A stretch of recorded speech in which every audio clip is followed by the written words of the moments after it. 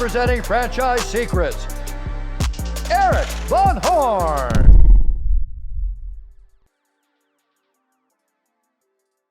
Hey listeners, if you're not in the Franchise Secrets Facebook group, what are you waiting for? It's franchisesecrets.com/Facebook. Now, this is a large community of franchisees, franchisors, buyers, sellers, anybody that's involved in franchising in any way. It's the community to go to. Ask your questions, get answers, help people out, and get help. It's franchisesecrets.com/Facebook. Welcome to the Franchise Secrets Podcast with your host, Eric Van Horn, with today's guest, John Ramsay with Noodles Company. With over 28 years of experience in restaurant franchise sales and development, John Ramsay joined Noodles Company in November of 2020 as the Vice President of Franchise Sales. Prior to Noodles, John most recently held positions in franchise and restaurant growth efforts for Bruxie International and Marco's Pizza Franchising. John's careers included the growth of over 900 restaurants across all 50 states and 12 different countries. Having graduated from Virginia Tech University with a degree in architecture, his vast skill set came throughout his early career in design, construction, real estate for brands such as TGI Fridays, Jack in the Box. As a resident in Southern California, John and his wife love traveling, spending time with their two kids in their free time. John, I cannot wait to talk to you. Rarely do I have someone with your type of experience in the QSR space. So why don't you give us, the audience, a little bit of background that I might have missed in the bio? Sure. Thanks, Eric. No, I think you got it good. As you mentioned, I started in architecture, and of course that was plan A. Moved to New York City, like a lot of people, thinking I'm going to be designing skyscrapers. But I had worked all through high school and college in restaurants and retail. And so sort of that was my plan B. And I got very fortunate that I got a job at Bloomingdale's and very quickly moved into store design. So it's sort of a perfect combination of retailing and design. And really since then, that's sort of been the trajectory of my career. I then got into restaurants, not that different from retail, I would say, from a design standpoint, certainly from an operational standpoint. But it really been in the service business, and that's the way I look at it. It's my money is not generated by building restaurants; it's generated by customers who come into our restaurants and buy our food. 100%. Well, at some point you got into franchise development. Tell me, how did this architecture driven guy all of a sudden get into franchise sales? Now, people hate the word franchise sales if they're kind of in it. They love talking about awarding territories versus selling territories, awarding franchisees.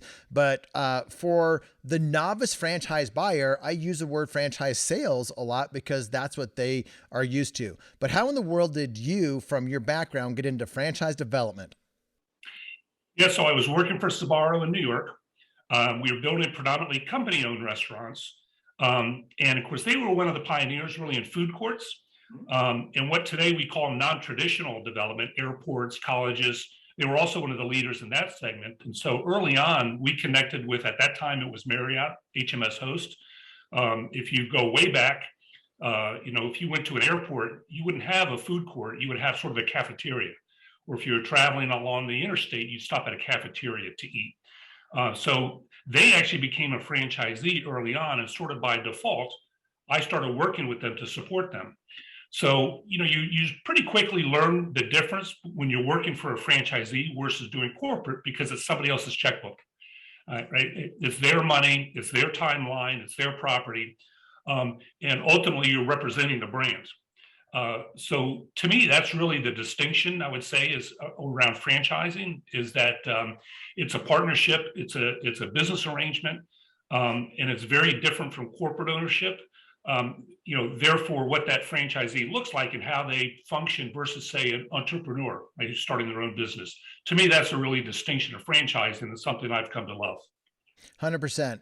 So as you've worked for a number of different companies, all in the QSR space, some smaller like footprints and probably smaller amount of staff, and some larger amounts of staff, a much larger, like full blown restaurant with the whole restaurant staff. And we were talking beforehand, I got started my restaurant career, which quickly ended soon after it started, as I was a disastrous server at Perkins Family Restaurant. So I had some skill sets that allowed me to get some tips, but in terms of the actual service, it was absolutely a disaster.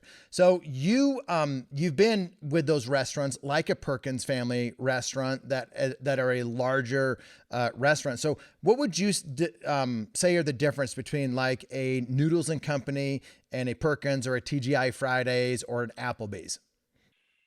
So you use the word QSR, and of course, those of us in restaurants, we're sort of wonky, right? We have all these funky terms: QSR, fast casual, casual dining, family dining, right? But if you really think about it from a customer standpoint, when we're hungry, what do? Okay, I want something fast. I want something convenient. I want to go through a drive-through, or I want to be able to sit down. I want somebody to wait on me. I want to have a cocktail, right? So as I think of it, as a customer thinks of it, what is the experience that people are looking for? And by the way, we all eat 3 meals a day, right? So that's the other thing I think a lot of people don't think about, is that, well, that's a lot of meal occasions. So how do you gain somebody's attention to say, okay, for my meal today at lunch, I'm going to have Noodles and Company. What is their mindset? What drives them to do that? So as the different brands I've worked for, yes, there's some similarities obviously between them. But really, the other thing that you don't see, and we could talk about this more, is what are the capabilities of those brands with respect to their support system, right? Because different brands, I would say, regardless of what market they're serving, whether it is sort of a full casual dining, sit-down bar segment, which is a little bit more complicated, versus sort of a takeout sandwich shop, for example, which is a little bit easier to deliver, is that you could also build franchise systems and franchise networks to support incoming franchisees sort of at different levels in their career and their capabilities. So you've worked at a lot of different fast casual QSRs, different things, and like you mentioned, there's a difference. Some of them have really solid systems and processes and things that are really helpful to franchisees. And when I look at it as a consumer, I see Noodles and Company, I see Jack in the Box. I look up and I see all these brands with 100+ locations, and they look like they would all have strong back-end systems. So if someone's looking at a QSR fast casual, what are some of the things that they should be considering? Or if somebody comes from a background of franchising but nothing in food, what do they look at in terms of really good systems with a franchisor that can help them? Yeah, so let's start with the notion of food versus non-food, because I think a lot of people look at that and say, oh, well, how come you don't want me to come join your brand if I've never worked in a restaurant before? How hard can it be, right? And as you know, Eric, you worked in a restaurant. The difference is that a restaurant's business is built upon multiple transactions 7 days a week. You're talking an average, let's pick a sandwich shop or a hamburger restaurant. The average person is spending $7. Well, in order to do a reasonable amount of sales, I got to have thousands of transactions. Each one of those has to be a perfect transaction to get the person to come back. So it's grinding, and I think for a lot of people, they don't appreciate the challenge of working in a restaurant and doing that grind day to day, sale after sale. And by the way, your team that's working for you is predominantly entry level. They're high schoolers. They're folks that are part-timers. So how do you motivate that crew? So I think it's not the restaurant per se. I would say it's the business format of that multiple transaction, entry-level employee, high volume transactions in 7 days a week, 24/7, managing that and being comfortable with that, right? That's, yeah, I'm good with this. I like this. So I've looked at like multi-unit franchise magazine. I think that's what it's called now. And they list like some of the largest franchisees in there. And most of them, like the vast majority, are in food. They might own some Planet Fitnesses or some different things, but the vast majority are in food. Why are food franchisees able to go from 1 to 10 to 100 to 500 units? Yeah, it's a great question. And I've been pretty fortunate over the years to actually start working with folks who started with 1 and today have 200, right? So you sort of see that evolution. So here's the way I would describe it, is that the difference is that in the restaurant industry, if you have a solid brand, and when I say a solid brand, a marketing system, a brand, a logo, a consumer proposition, a type of food that really appeals to a large audience, that allows you to put your restaurants in a whole lot of places, whether within a city, rural area, across the country, right? Sort of that scalability of the brand, I would say that's number one. Number two, the operating system. These larger brands, and certainly Noodles Company that I work for now, I would say fits in this category.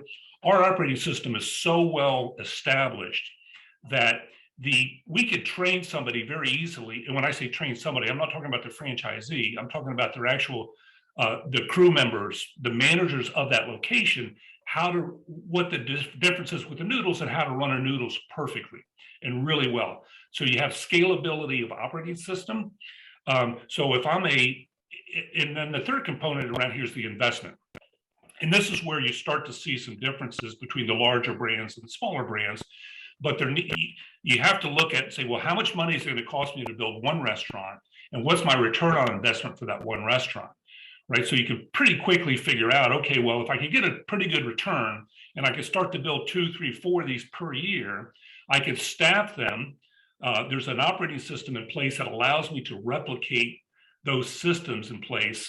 So I don't have to be there because how can I be there if I have 5 restaurants? I can't be at all 5. So I need to rely upon my team members and my managers to run them. So I think that's how the restaurant business has really been able to grow so quickly and grow and really where you see these larger franchisees being able to step in because it's scalable and it's replicatable and the investment pays off and right generates the money to pay for that new investment. If you want to go deeper as a franchisee, then check out the Franchise Tribe Mastermind. It's a tribe of franchisees across many different brands, sectors, and industries with many things in common besides just franchising. Things like being growth-minded and having a lifestyle focus, remembering why you got into business in the first place, learning from others' mistakes versus just making a bunch of your own mistakes, or helping people avoid the mistakes that you've made. A desire to shortcut the path to success. In other words, franchisees who want to be around like-minded, solution-oriented A players. Check out franchisesecrets.com/mastermind. So I wonder about that because a lot of what you mentioned, other franchisors claim to be able to do in different industries, but I don't see the numbers of large franchisees like what I see in food. So what else is there besides that? One of the last things you mentioned is they have to make money. Like they make money and they can continue on. So we're not talking about any specific brands here. We're just talking about food in general. And this is, again, I'm not the expert in this, but what I understand is when you open up a restaurant, you're not like slowly bringing in people with reoccurring revenue. You're having a very large grand opening. And sometimes that first week or first month in business is incredibly large, maybe even one of their larger months or weeks in business. So like, tell me where I'm wrong or thinking about this wrong. Tell me where I'm right and expand on it. Well, no, I think you've touched on it, right? And in fact, and maybe we'll talk more a little about this later, but with restaurants, most of us, as consumers, if we're traveling and when we're looking for something to eat, often our first choice is, well, let me pick something familiar because I know what I'm going to get, right? So I'm not really willing to try Bob's Burgers because I've never been there before, but the Jack in the Box or the Burger King, yeah, I get it. I'm comfortable. I know what I'm going to get. And I'm pretty confident that the food's going to be consistent. So to your point, as you open up these restaurants in new communities, you sort of have a built-in audience already. So from day one, you're going to get that traffic flow. Whereas if I think of another type of franchise, let's call it a service business. Where I do, let's say it's a car wash. When I open up in town, there is no national car wash brand or even a lot of these other service brands. I have a lot of choices, and so often the franchisee, they wind up spending the majority of their effort building a customer base. It might take them months, might take them years to build a customer base before they reach that level of profitability or reach a point where they say, you know what, I now have this one running smooth. I can now open number two. So I think that's the biggest difference, is that how the customer interacts with the brands. So this is where branding comes into play, and then just the size of the franchise, or to be able to see where does that brand recognizable in Sioux Falls, South Dakota, Rapid City, South Dakota, as it is in Orange County, California, or New York. Very different markets. But what size would you say a franchisor reaches that critical mass where that's a significant impact on a new store opening? Well, and so I guess my perspective might be a little bit different than others, that I don't think of size per se.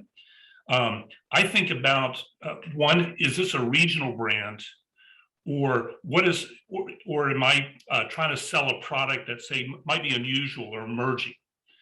I worked for a short time for a concept at LA that sold chicken and waffles. And on one hand, it's a very tastes great, but people have a perception of you're not going to eat chicken and waffles every day for lunch. And often a lot of people have a perception of what that's like. So where are you going to put them? How many you could put of them becomes a much more critical decision than if it's, say, a sandwich or burger shop, right? The people just get it. So I think that's a big factor you have to take into account. I think the other one is, and I spent some time in the pizza business. Pizza business is a good example of there's so many pizza concepts already, right? So if I'm opening up a pizza shop and you pick the city, it doesn't matter where it is, I've already got a built-in competition base. And guess what? If you're like me, I've got a magnet on my refrigerator, well, my favorite pizza shop with the phone number, and they're on speed dial, right? So how do you convert that person from going to their favorite place to start coming to yours? So I think those are some of the factors that you start to have to consider when you talk about expansion. Well, you're teaching me some things and I appreciate it. I have one question that may be a little bit uncomfortable to answer, and then I want to get into Noodles and Company, like what kind of person is a buyer for that. But I had a question. As I look at in franchise in general, I can look at different brands and be like, they have incredible systems, processes. They're just a step above the rest in some of that. Is that the case in food? Do you know some in food that maybe it is Noodles and Company, maybe it's another? If you tell me Noodles and Company, you have to give me at least one other. So tell me a brand out there, or two brands if it's Noodles and Company in there, like a just incredible system. They just seem to be doing things better than the rest. And in my mind, Orange Theory, their franchisees crush it in fitness. The Orange Theory franchisees. Crumble Cookies, their franchisees are doing so well. And a lot of that is what you described earlier on people live in one market and they cannot wait for a Crumble to open up because they know the name. So what's a company that you just look at and you'd be like, these guys have it made? And if I had to guess, it might be Panera Bread because of some things that I've heard, but I might have been told some lies. So what say you? You went right to where I was going to go. I had an opportunity to meet with the Panera Bread folks 20 years ago when they used to be St. Louis Bread and they were just starting to expand. They did something, and I give them a lot of credit for this. And I've never worked for them before, by the way. But they spent the time and effort to really build their systems in place before they started to expand with franchising. I could name you other brands that I won't, that did the opposite, right? They said, well, let's sell some franchises first, and then we'll start building the systems to catch up with our growth. That's not a good story. One of the things that I heard about Panera too, they spent time looking at like the flow of traffic and the flow of everything to maximize just the average purchase amount or how customers purchase and whatnot? Did you ever hear anything or see anything about that? No, not specifically to that, but I remember going one time to their first location in Chicago. And one of the things that struck me is I was in a restaurant, they had just opened, people can't even pronounce the name, but they look at the menu and okay, it's bread, it's sandwiches, it's soup and a salad. Like people got it. Like they didn't need to pronounce the name. They just, and because of the smell of the bread, and I think, the cooking on premise, is they sort of had this built-in ability to convert people to their brand and have them become loyal customers, really without trying to sell them something or market to them or entice them to come in. It just sort of happened organically. And that to me is pretty incredible. Very rare that you see a brand that could do that.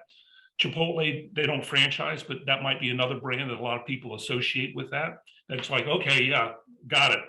It's now on my list to go places. When you think about their systems or the things that they did well for their franchisees that they took the time doing, what would some of those be? Or, some of the things that you've noticed about them and like, they're really good at this, and maybe the industry's kind of followed suit with some of the things that they did. Yeah, so this is my opinion of what they did, and I do have some insight to this, and because I borrowed some of this logic and thinking, and with Noodles Company, is that they were very very mindful. Number one, about who they choose to become their franchisee. So they were very selective in the initial selection process, and they were very conservative around their growth expectations. Right? It wasn't sort of like, well, we want you to come in and build 50 restaurants in the next 5 years, and we're going to blow this thing out, and we've sold all these territories. They were very mindful, very structured, very disciplined, in allowing their franchisees to grow at the right pace. Yes, they wanted to reach, and by the way, they really overexceeded, I think, their expectation in terms of how long it took them to get to where they are. But I think a lot of that is because they chose the right person and they didn't overly pressure them, in a legal situation, if you will. Yeah, that's really good. So let's get to Noodles and Company. I'm just curious. I know so much about all kinds of other brands and the ideal franchisee for like everything out there except for this space. So give me an idea of the average or ideal Noodles and Company franchisee, franchise partner, whatever you call it over there. Yeah, so we've talked a fair amount about Panera Bread, and by the way, we actually have Panera Bread franchisees that are also Noodles franchisees. So I think, so for us, we've learned over the years, and we've had some ups and downs, like a lot of brands. But I'm sure we'll talk about it. At a certain point, Noodles actually stopped franchising for a while, and there's some rationale behind that. We can certainly talk about that. So now, fast forward to 2020, when I joined the brand and we started franchising again, we were also then very deliberate about describing exactly what it is that we're looking for in a franchise candidate. And for us, it starts with the basics. And I would say that one basic is financial capability. First of all, we only want somebody that has the financial ability to build multiple locations. This is not sort of a single unit, build it, and then go from there concept. Number two is that restaurant background, as we talked about. It's not so much that it's difficult to run a restaurant, it's really more making sure that the folks that we're bringing in sort of eyes wide open, right? They know what they're getting into. They've done this before. Maybe they were a district manager for a restaurant chain, but never an owner before. Maybe they owned other types of brands. So they have that background and experience in that. Now, I think for our brand, you start to get into a little bit more specific areas. One of them is development. We talked about, okay, if I want somebody who has the ability to build multiple locations, have they ever built a restaurant before? Have they worked with architects, contractors? Have they pulled a building permit? Do they know what that, worked with real estate brokers? Do they know what that experience is like and how to do it, especially within their community, right? Because we're looking for somebody who's localized also. Then you talk about community involvement. A lot of, I think, when you see really good franchisees, and I would say this is true across any brand and maybe even any segment, good franchisees are connected to the community. They're involved in the Chamber of Commerce. They know people in town. They support local charities. So to me, that speaks to who they are as a person, but also how they're going to show up as a boss, as an owner, as a neighbor, right, to their other brands. I think that's a really important piece. And lastly is character, and that's more of a softer skill, but we, within the Noodles Company, we feel very strongly about our core values, and I feel very strongly about creating a culture, and that culture that both supports our guests as well as our employees, because they're both very important part of the process, that they all feel welcome. So, finding people whose character is aligned with ours, right? This is not just a business transaction. And this is not an absentee ownership situation. This is where if you believe what we believe and are aligned with our culture and our values, then you're going to succeed within our brand, because you're then going to be replicating what we're already doing in over 450 locations. Are you semi-absentee? A lot of people are thinking, how can these restaurant owners are semi-absentee? If you look at each restaurant, so they own 10 or 20 different restaurants, they are acting semi-absentee if you look at it per restaurant. So how do you look at that? Do you look at an owner that comes in with a great management team? They might be managing that. I mean, they have that experience. They have that team. Can they buy, and can their team run it because their team's proven, while the owner kind of does, looks at it from afar or has trust in operating partners or whatnot? How do you look at that? Yeah, so I'll take what you just said and rephrase it a little bit. Rather than absentee owner, let's call it a team effort, right? Is that what we're talking about, scaling up, owning multiple restaurants, is you can't be in all places at one time. And it's pretty unlikely that you're going to be an expert in all areas, right? And we talked about development, we talked about real estate, human resources, hiring people, training people, finding real estate, right? You have all the, running a business, accounting. You have all these different sort of skill sets that are required to run this business. And so virtually every good franchisee I know surrounds themselves with the people that they need to supplement their own skills. Sometimes that franchisee is very operation intensive, right? They love to be in the restaurant every day. Well, if they're in the restaurant every day, guess what? They've hired somebody to go out and find real estate and build restaurants for them. They've hired an accountant to run the books for them. They've got somebody running their office. Or I have really good franchisees, people that I know, who their skill set is the building and development, right? So they bring in a really good operator that they trust, that they give equity in the business. They bring them in as a minority partner, so they have skin in the game. And they entrust them to do the right thing, to hire the right people, make sure that restaurants are staffed and are running properly. So I look at it as that team effort. And as I'm talking to prospective franchisees, that's really what I'm looking for and asking, okay, what is it that you're going to be doing? And then what is your game plan for what you're not going to be doing? If you want to go deeper as a franchisor, I offer private coaching. It's for entrepreneurs who are about to franchise their business, or emerging brands who are dealing with growth, or experienced franchisors who are looking for a fresh perspective. Check out franchisesecrets.com/coaching. Perfect. Let's get into Noodles Company a little bit deeper. So you came on when they were either had ramped up, or about ready to ramp up their franchise development effort. So what happened? I'm assuming there was a bunch of corporate stores, and then give us some insight into what happened and what you're doing now there. Sure. So let's go back a little bit. First of all, the brand's been around for 25 years, started in 1995, started in the Denver area, which is where we're still based today, and grew pretty steady growth over those first probably 10, 15 years of growth, started going into new markets, a very good consumer proposition. So sort of did good from day one. The restaurants did well. So in 2012, what do a lot of companies do when they get to certain scales? They decide to go public. Yep. Going public is sort of, good and bad things, right? The good things is we've raised a whole lot of cash. So now there's a whole lot of cash in the brand. Well, I mentioned that we're based in Denver. Well, think of another restaurant brand based in Denver, starts with a CHIP, that, by the way, got a lot of investment money from McDonald's, who do all company restaurants, right?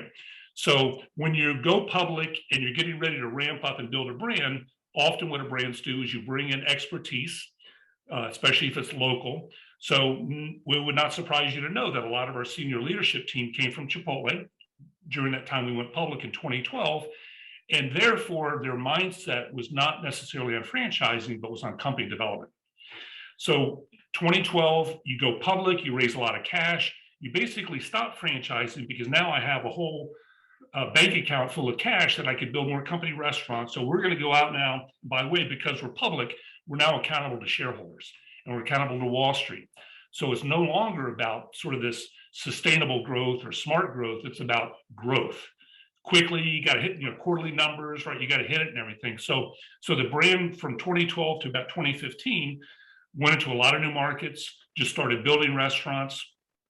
In many cases, there was real estate issues, but I would say the bigger issue that the brand ran into with respect to why things sort of hit the wall is that when you're growing that quickly, what's your number one component you need for a good restaurant is people. And they were unable to, and by the way, the reverse of that is that because the brand was so well accepted by the guests, what's the old axiom, build it and they will come. In the restaurant business, you sort of alluded to this before, right? Oh, you have these big grand openings and everybody comes, and we've all been to a grand opening. And what's our experience? Oh, I'm not going back there. It took me 45 minutes to get my food, right? So we would have these huge grand openings. They would not be fully staffed. The customer would say, well, yes, no, I'm not coming back there. By the time I got my food, it was cold, or it took me 45 minutes to get it. I'm not waiting in that line, right? And then all of a sudden you say, let's go back down again. So that was the experience that they had in sort of that growth period. So fast forward now to 2017, change in ownership, still publicly held, but some of the investors changed, the board changed, the CEO changed, and therefore the leadership team started to change and realize, okay, we need to get our house in order. So they sort of pulled back on growth, pulled back on development, still we're not franchising, and really focused on the menu, simplifying operations, sort of getting the investment in line. If restaurants open that were not successful, let's close those and just sort of lick our wounds and pull back to get in a position to start growing again. And one of the things they did, which was very smart and really ahead of the curve of the industry, was digital and technology. They were an innovator in native apps. They were an innovator on online ordering. They were an innovator in delivery. So so when the pandemic hit, Noodles was already over 50% off-premise and already over 50% digital ordering. So we were very well positioned. The brand was very well positioned to start growing. So very quickly, the brand started to see an increase in sales, an increase in customer traffic. And it was really at that, and they realized that operationally things were smooth and sort of they were ready to start growing before the pandemic hit. Slowed down a little bit, obviously, when everybody was shut down at first, right? Nobody knew what to do. But I started talking to the brand right after that. And they said, okay, well, now we're in a position, we were ready to start growing before the pandemic. We've gone through the little hiccup of the first couple of months when we're all shut down. Now that things are opening back up again last fall, that's when they started looking to fill my role. And that's when I was able to really step in. And for me, it was perfect alignment with sort of my own values, my own beliefs, what I believe is important for a brand. I've been doing this long enough that I've seen good and bad and positive and negative. And so okay, I don't need the negative anymore. Who I work with every day is really important to me. And the type of franchisees that I want to work with are really important to me, because I believe, because I know I've seen it, what makes a successful brand and a quality brand. So a lot of public company, a lot of corporate stores. Have you been selling off corporate stores to new franchisees or existing franchisees, or all of those still corporate? Very few. We've done a few transactions, but we're not in we are not going to be a brand that looks to sell off our company assets. We feel very comfortable with what we have. They're very profitable. One of the things that did occur, even during that high growth period, is that a lot of the markets and restaurants we closed were some of those newer markets that we were just never able to get scale in. The flip side of that is that we have quite a few markets Denver, Chicago, Minneapolis, Milwaukee, Wisconsin, where we have very high penetration levels versus the population base. We've been in those markets a long time. We're very well seated. Washington, D.C. area. These are all company operated markets that do very well. They're staffed properly. They run well. We have distribution networks. So we're very comfortable that we'll continue to keep and run those. And by the way, we'll continue to build company restaurants within those markets where we already have a presence. We're really looking at franchising as the vehicle to start growing in new markets again. How many franchisees do you have now, roughly? So we have 450 restaurants. Approximately about 80 of them are franchise controlled. Those 80 are controlled by 11 groups. That's great. Are all the groups or most of the franchisees come from other restaurants? Most of them do. I would say 7 out of 11 do. Can you give me some names of restaurants that these other groups also own? Because I think it just brings context for people, or at least it does me. So if you can name some of those names like you did with Panera, I mean, I think it speaks very highly of Noodles, knowing a Panera franchisee is also a franchisee of Noodles. Yeah, so Panera Bread, to me, one of the other ones, it's not one of the bigger names, but Qdoba.